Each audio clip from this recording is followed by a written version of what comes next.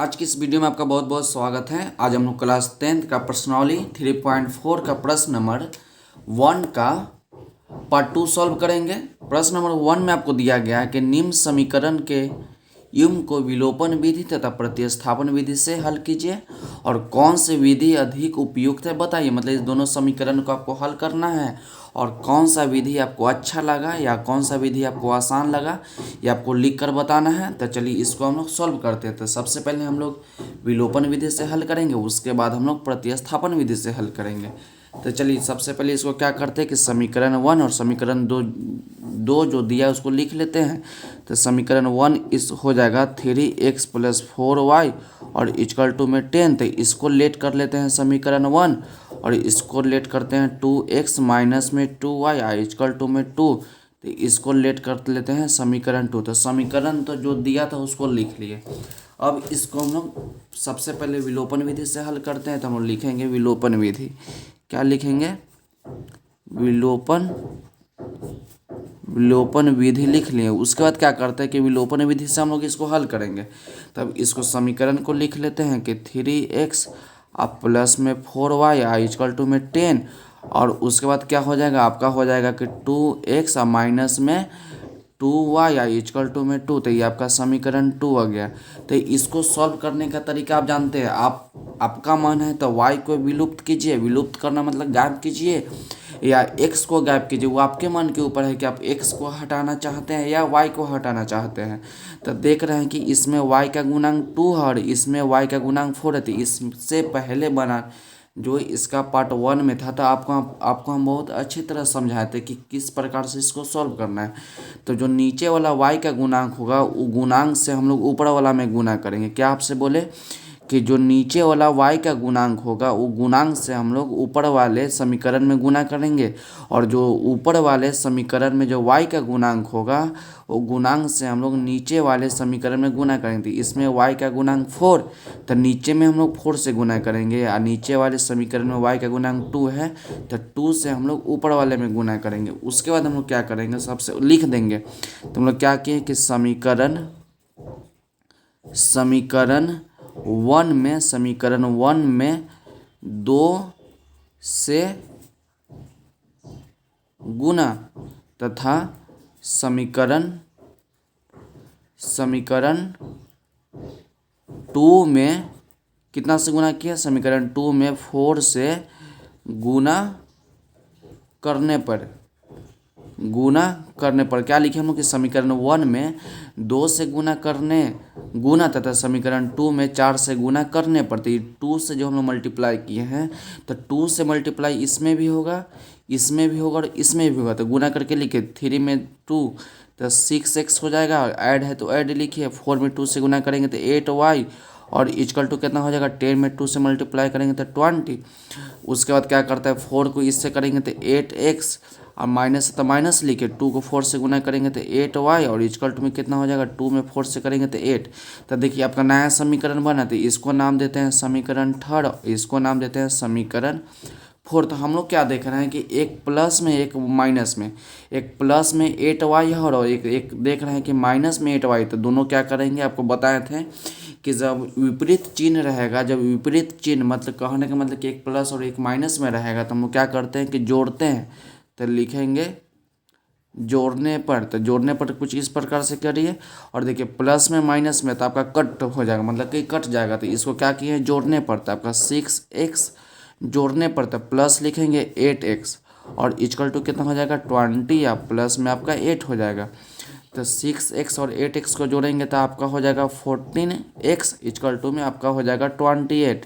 तो x equal to 28 और देखिए 14 आपका मल्टीप्लाई में है तो नीचे आएगा तो डिवाइड के रूप में हो जाएगा। तो 14 से 28 आपका 2 बार में कट जाएगा तो x का मान आपका 2 आ गया। जब x का मान 2 आ गया तो आप x का मान आप समीकरण 1 में भी रख सकते हैं, समीकरण 2 में भी रख सकते हैं या समीकरण 3 और समीकरण 4 में भी रख सकते हैं। वो आपके मन के ऊपर है कि कौन सा समीकरण में आप रख कर y का मान निकाल सकते हैं। तो हम लिखेंगे कि समीकरण 1 में x का मान रखने पर, तो समीकरण 1 आपका क्या है, समीकरण 1 था आपका कि 3x प्लस में 4y और 4y इक्वल टू में कितना है, इक्वल टू में आपका 10 था। तो देखिए पुट कितना करेंगे, पुट करेंगे x इक्वल टू 2, तो 2 लिखिए x के जगह पर, 3 इंटू 2 इक्वल टू में 4y इक्वल टू में कितना हो जाएगा 10। तो देखिए 3 में 2 से मल्टीप्लाई करेंगे तो 6 प्लस में 4y इक्वल टू में 10, तो 4y इक्वल टू 10। देखिए प्लस में 6 इक्वल टू उधर जाएगा तो माइनस में 6, तो 4y इक्वल टू 4, तो y इक्वल टू देखिए 4 आई इंटू में 4 है तो नीचे आपका डिवाइड के रूप में जाएगा, तो y का मान कितना आ गया 1 आ गया। तो x का मान आपका 2 आ गया और y का मान आपका 1 आ गया। तो नीचे लास्ट में हम लिखेंगे कि अतः दिए गए समीकरण युग्म का हल x इक्वल टू 2 और y इक्वल टू 1 है। तो यही आपका आंसर होगा। तो विलोपन विधि से इसको अब हम लोग हल कर लिए। अब इसको हल करेंगे हम लोग प्रतिस्थापन विधि। तो चलिए इसको हम सबसे पहले लिखेंगे प्रतिस्थापन विधि। तो ऊपर हम हेडिंग दे देते हैं कि प्रतिस्थापन विधि। तो देखिए प्रतिस्थापन विधि से हल करेंगे तो सबसे पहले जो आपको समीकरण दिया गया उसको लिख लीजिए। समीकरण आपको दिया है कि 3x प्लस में 4y और इक्वल टू में 10, और दूसरा समीकरण आपको दिया है कि 2x माइनस में 2y इक्वल टू में 2। तो इसको लेट कर लेते हैं समीकरण 2। अब इसको हम लोग को प्रतिस्थापन विधि से क्या करना है कि हल करना है। तो सबसे पहले हम लिखेंगे कि समीकरण, क्या लिखते हैं कि समीकरण 1 से, तो समीकरण 1 जो दिया उसको लिखिए। समीकरण 1 आपको दिया है कि 3x प्लस में 4y इक्वल टू में 10। तो देखिए 3x इक्वल टू कितना हो जाएगा 10, और प्लस में y है तो इक्वल टू को उधर ले जाएंगे तो माइनस में 4y हो जाएगा, और x इक्वल टू देखिए 3 आपका इंटू में है तो नीचे आएगा तो डिवाइड के रूप में, तो 10 इज माइनस 4y। अब बट आपका कितना हो जाएगा 3। तो इस समीकरण 1 समीकरण 2, तो इसको लेट कर लेते हैं समीकरण 3। तो देखिए हम लोग समीकरण 1 लिए हैं, तो समीकरण 1 लिए तो इसमें हम लोग x का मान निकाले हैं। आपको मन है तो y के भी मान निकाल सकते हो, वो आपके मन के ऊपर है कि x का मान निकालिए या y का मान निकालिए। तो हम लोग x का मान निकाले हैं, तो आप y का भी मान निकालिएगा तो कोई दिक्कत नहीं होगा। तो उसके बाद हम लोग समीकरण क्या लेंगे, समीकरण 1 लिए तब समीकरण हम लोग 2 लेंगे। हम लोग लिखेंगे समीकरण 2 में x का मान प्रतिस्थापन करने पर, जब प्रतिस्थापन विधि से बनाएंगे तो ये लाइन जरूर लिखिएगा कि समीकरण 2 में x का मान प्रतिस्थापन करने पर, प्रतिस्थापन करने मतलब कि x का मान रखना। तो समीकरण 2 क्या है, समीकरण 2 आपका है कि 2x minus 2y equal to 2 होता है। x का मान पुट कीजिए, तो पुट कर कितना करना है कि x इक्वल टू पुट करना है कि 10 माइनस 4y, या नीचे आपका 3 है तो x की जब इतना पुट करना है तो 2 x का मान आपका हो जाएगा 10 माइनस 4y, या नीचे आपका कितना है 3, उसका तो माइनस, तो माइनस लिखे 2y, इसके नीचे कुछ नहीं तो 1 इक्वल टू में कितना हो जाएगा 2। तो देखिए उसका क्या करते हैं कि इसको इससे मल्टीप्लाई, तो 2 को 10 से करेंगे तो 20, और माइनस 2 को 4 से करेंगे तो 8y, और नीचे आपका 3, और माइनस में 2y, इसके नीचे कुछ नहीं तो 1 इक्वल टू में कितना हो जाएगा 2 हो जाएगा। उसका क्या करेंगे 3 और 1 के एलसीएम ले लेंगे तो आपका 3 हो जाएगा। तो 20 माइनस 8y, और माइनस तो माइनस 1 के टेबल में 3 बार में, तो 3 से ऊपर मल्टीप्लाई हो जाएगा तो 6y इक्वल टू 2, और नीचे कुछ नहीं तो 1। उसके बाद हम लोग क्या करेंगे क्रॉस गुना कर देंगे, इसको गुना इससे और इसके गुना इससे, तो 20 उसका क्या लिखेंगे 20 माइनस 8y माइनस में 6y, तो माइनस में आपका 14y, और इक्वल टू कितना 1 में मल्टीप्लाई करेंगे तो यही हो जाएगा। उसका इसको इससे करेंगे तो 3 में 2 से गुना करेंगे तो आपका 6 हो जाएगा।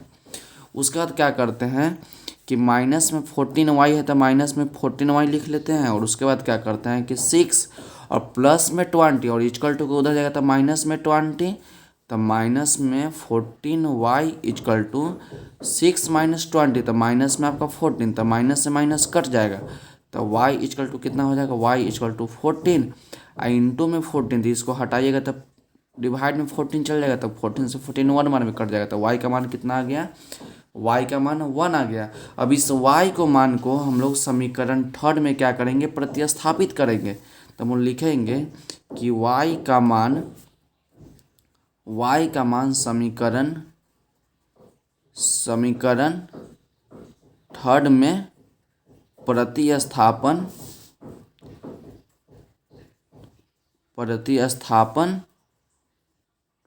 करने पर, तो समीकरण थर्ड क्या है, समीकरण थर्ड आपका है कि x equal to 10 minus 4y या नीचे आपका 3 है। तो हम लोग लिखेंगे y, तो y का मान कितना पुट करना है 1, तो लिखेंगे कि पुट y इजकल टू 1, तो x equal to 10 minus 4 y का मान 1 नीचे कुछ नहीं, नीचे कितना है 3 है, तो x इजकल टू 10 माइनस 4 को 1 से मल्टीप्लाई करेंगे तो 4 नीचे आपका 3, तो x इजकल टू तो 10 माइनस 4 तो आपका 6 नीचे आपका 3, तो 3 से 6 कितना बार में कट जाएगा 2 बार में, तो x का मान आपका 2 आ गया, x का मान 2 आ गया और y का मान 1 आ गया। तो लिखेंगे पुनः दिए गए पुनः मतलब दोबारा दिए गए समीकरण युग्म का हल, तो x इजकल टू 2 और y इजकल टू 1 है। तो चलिए, तो आपको एक हम बात बताना चाहते हैं कि आप किसी भी जो आपको समीकरण दिया गया है, तो इस समीकरण को आप किसी भी विधि से हल कीजिएगा। किसी भी विधि कहने का मतलब कि इसको विलोपन विधि से हल कीजिए या प्रतिस्थापन विधि से हल कीजिए, या एक भी है ब्रज विधि, तो उस विधि से भी हल कीजिएगा। तो इसमें x और y का हर बार मान क्या होगा, एक ही आएगा, याद रखिएगा। तो आज के वीडियो के लिए बस इतना ही, मिलते हैं अगले वीडियो में। अगर वीडियो अच्छी लगी हो तो चैनल को लाइक, सब्सक्राइब एंड शेयर जरूर करें। पढ़ते रहिए और बढ़ते रहिए, मिलते हैं अगले वीडियो में।